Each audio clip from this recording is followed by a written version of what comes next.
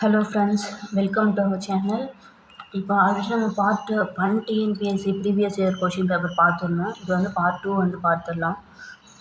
இங்கே என்ன சொல்லியிருக்காங்க அப்படின்னா, பி மற்றும் கியூ ஆகியோர் ஒரு வேலையை முறையே 20 மற்றும் 40 நாட்களில் முடிப்பர். ஸோ கொடுத்துருக்க டேட்டாலாம் முதல்ல வந்து எடுத்து எழுதிக்கலாம். இது எந்த ரிலேட்டடான ப்ராப்ளம் அப்படின்னா டைம் அண்ட் ஒர்க் ப்ராப்ளம் தான். இப்போலாம் வந்து டைம் அண்ட் ஒர்க் ப்ராப்ளத்தில் ஈஸியாக எதுவுமே வந்து கேட்கறதில்ல. ஏ கண்டுபிடிங்க, A+B கண்டுபிடிங்க, அந்த மாதிரிலாம் எதுவும் கேட்கறதில்ல. இந்த மாதிரி ஒரு பெரிய பேரா மாதிரி கொடுத்து தான் வந்து கேட்குறாங்க. ஸோ அது கண்டிப்பாக நம்ம வந்து இந்த ப்ராப்ளத்தெலாம் தெரிஞ்சு வச்சுக்கணும். ஸோ நம்ம ஈஸியாக இருக்கும், நம்ம போட்டு பார்க்கலாம். ஃபஸ்ட்டு வந்து கொடுத்துருக்க டேட்டாலாம் எடுத்து எழுதிப்போம். பி மற்றும் கியூ ஆகியோர் ஒரு வேலையை முறையை 20 மற்றும் 40 நாட்களில் முடிப்பர் அப்படி சொல்லியிருக்காங்க. ஸோ அப்போது பி வந்துட்டு எத்தனை டேஸில் முடிக்கிறாங்க? 20 டேஸில். கியூ வந்துட்டு 40 டேஸில் முடிக்கிறாங்க. அவர்கள் இருவரும் ஒன்றாக சேர்ந்து வேலையை தொடங்கினர். பி ப்ளஸ் கியூ வந்துட்டு ஒரு குறிப்பிட்ட நாளைக்கே செய்கிறாங்க ஒன்றா சேர்ந்து.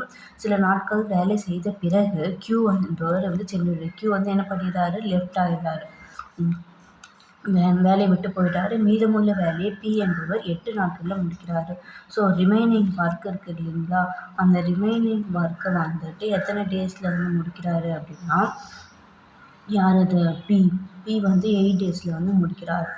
ஓகேங்களா. பி என்பது 8 நாட்களில் முடிப்பார் எனில் தொடங்கியதிலிருந்து எத்தனை நாட்களுக்கு பிறகு கியூ வந்து வேலையை விட்டு சென்றிருப்பார் அப்படின்னு சொல்லிட்டு கியூவுடைய ஒர்க் என்ன வந்து கேட்குறாங்க. ஓகேங்களா.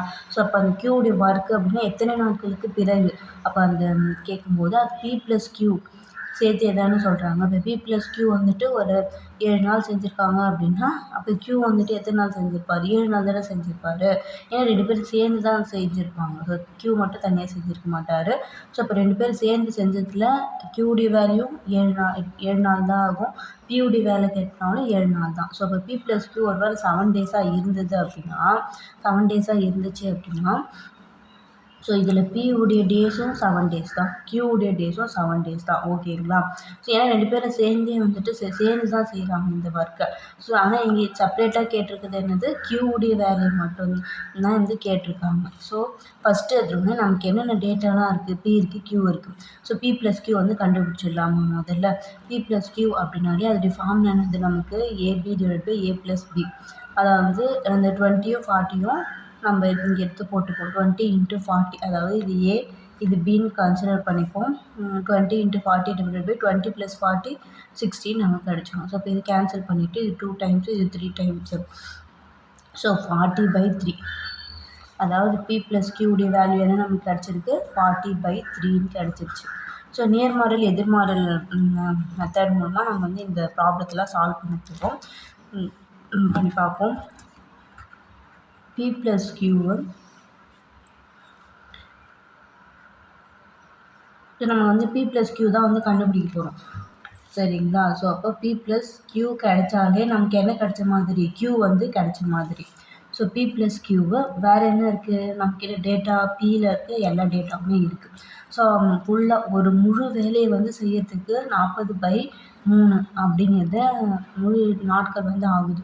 ஸோ பி மட்டும் ஒரு முழு வேலையை வந்து செய்யறதுக்கு எத்தனை நாள் ஆகுது? 20 நாள் ஆகுது. ஓகேங்களா. ஸோ அப்போ அந்த 20 எடுத்து இங்கே போட்டுக்கணும்.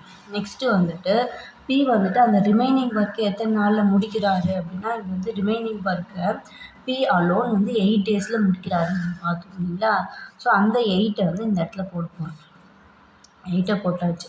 ஸோ நெக்ஸ்ட்டு கொஷின் என்ன அப்படின்னா, நமக்கு தெரியாதது எதுனா பி ப்ளஸ் கியூ. ஸோ அந்த ரிமைனிங் ஒர்க் அப்படிங்கிறதுனால ஆல்ரெடி முழு ஒர்க் என்ன நமக்கு தெரிஞ்சிச்சு. ஸோ 40/3 மைனஸ் தெரியாத ஒர்க்கு எக்ஸ். ஓகேவா. ஸோ அப்போ 40/3 மைனஸ் எக்ஸ் தானே வந்து பார்த்தோன்னா அந்த ரிமைனிங் ஒர்க்கு. ஏன்னா பி ப்ளஸ் கியூடைய எத்தனை நாள் செஞ்சாங்கன்னு தெரியாது. இது வந்து பி ப்ளஸ் கியூ வந்துட்டு செய்த நாட்கள்.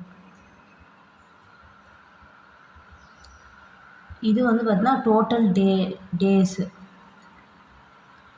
ஸோ அதனால தான் வந்து 40/3 மைனஸ் எக்ஸ் அப்படிங்கிறது இந்த இதுதான் வந்து அந்த ரிமைனிங் ஒர்க்.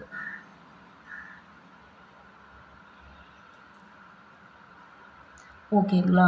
ஸோ, இப்போ இந்த மாரி வந்து குடுத்துரும். ஸோ, ஆட்கள், நாட்கள் சம்ஸ்ல இந்த P+Q, P அந்த மாரி வச்சு நம்ம எழுதும்போது அது மேக்ஸிமம் நேர்மாறல் மட்டும் தான் இருக்கும்.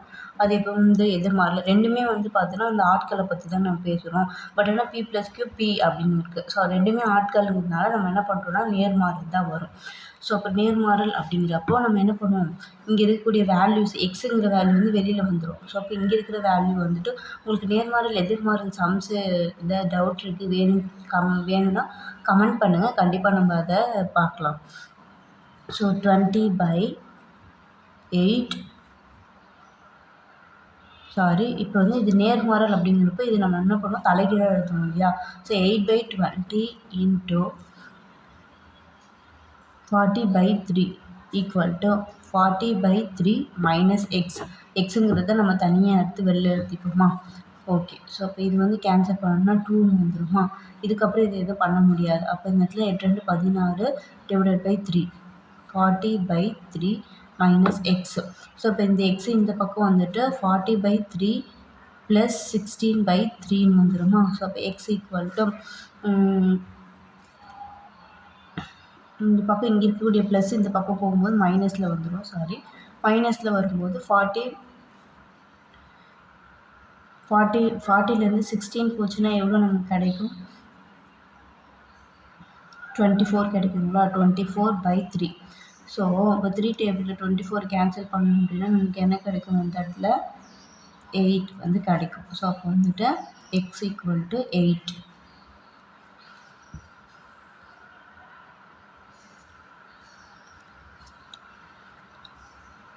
ஸோ அப்போ அந்த P+Q வந்துட்டு எத்தனை நாட்கள் வேலை செஞ்சுருக்காங்கன்னா 8 டேஸ் வந்து ஒர்க் பண்ணியிருக்காங்க.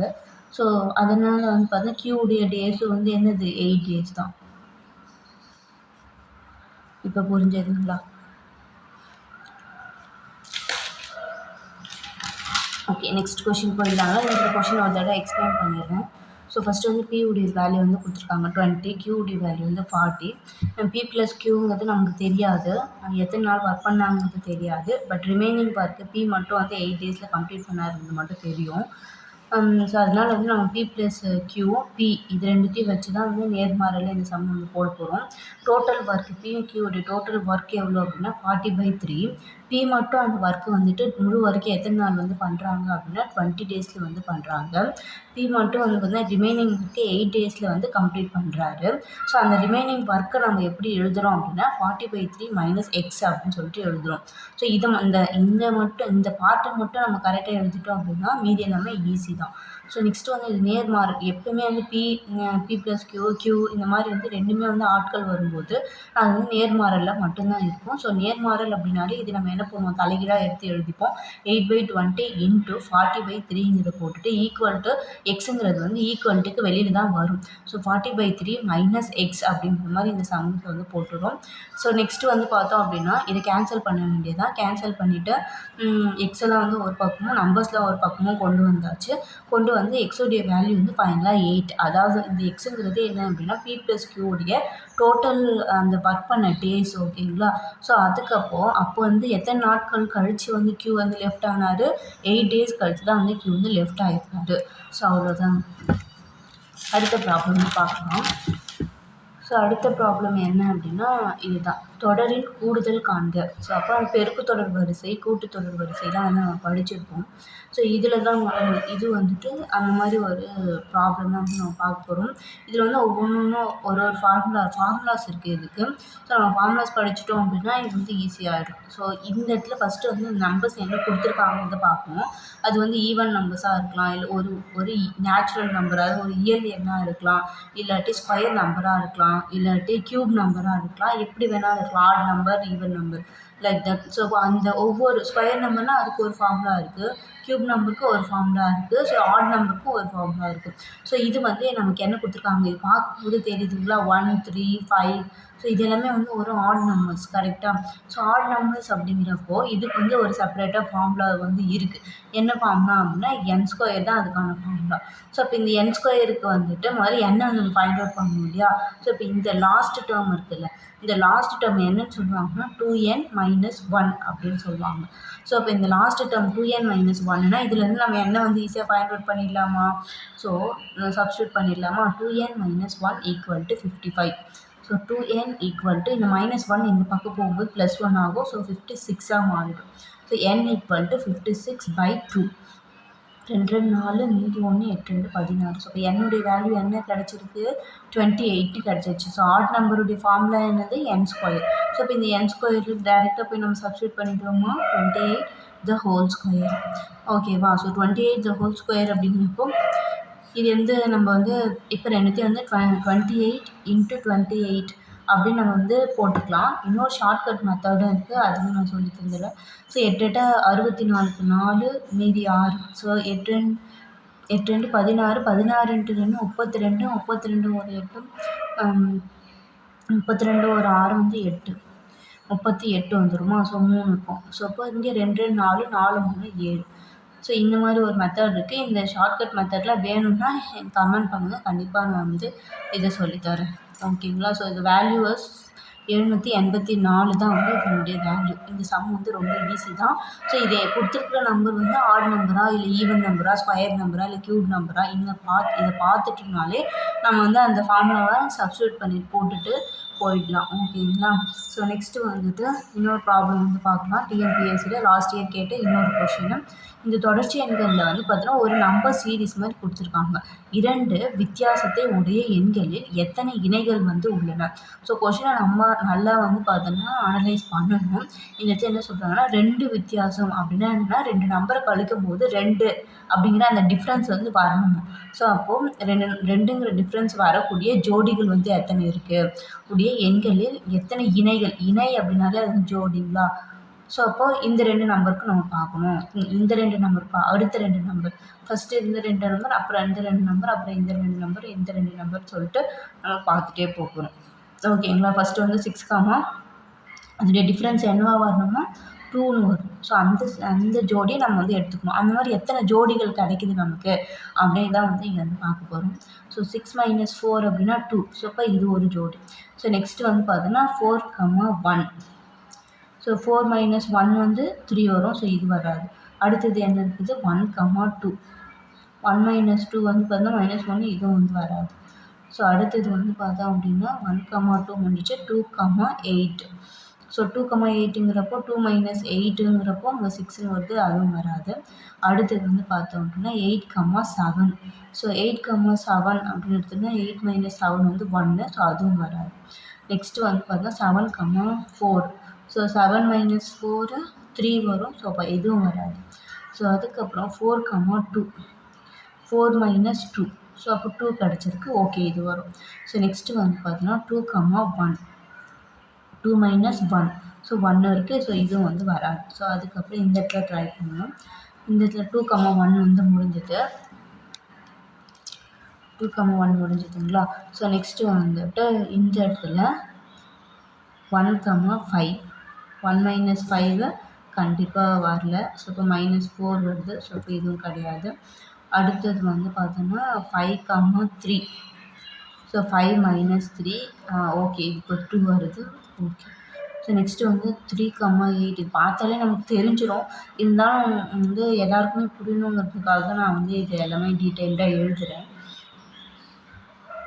ஸோ அப்போ இதுவும் வராது. நம்ம டிக் பண்ணதில் எத்தனை ஜோடிகள் இருக்குது? 1, 2, 3. ஸோ அப்போ எத்தனை ஜோடிகள்? இது எல்லாத்தையும் எடுத்து எழுதிக்கிறேன். ஸோ மொத்தம் வந்து பார்த்தோன்னா 3 ஜோடிகள், அதாவது இணைகள். நமக்கு டிஃப்ரென்ஸ் என்ன கொடுக்குது? 2ங்கிறத கொடுக்குது. இதுதாங்க ஆன்சர். ஓகே, இன்றைக்கானது முடிஞ்சது. நெக்ஸ்ட் வீடியோவில் வேறு சம்ஸு கொண்டு வரேன் நான். தேங்க்யூ ஃபார் வாட்சிங்.